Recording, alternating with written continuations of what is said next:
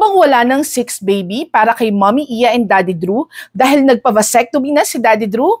Pag-usapan natin yan. Hi everyone, I'm Doc RB, your high-risk pregnancy OB. Ang vasectomy ay isang permanent contraceptive method na may almost 100% effectivity. Ginagawa ito sa pamamagitan ng pagputol ng vas deferens na pwedeng ma-access ng maliliit na hiwa lamang dun sa scrotal area. At pwede itong gawin under local anesthesia on outpatient basis. Makakauwi kayo agad. Hindi nakakatigil or nakakapagpababa ng libido ang vasectomy. Compared sa bilateral tubal ligation na permanent contraception sa mga kababaihan, mas maraming advantage ang vasectomy.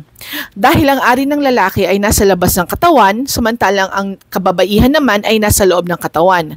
Dahil dito, mas mabilis gawin ang vasectomy, mas less ang complication, mas mura, at mas mabilis ang healing time.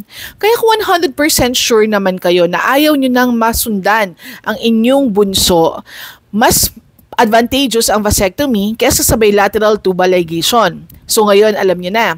Tandaan, ligtas ang may tamang alam.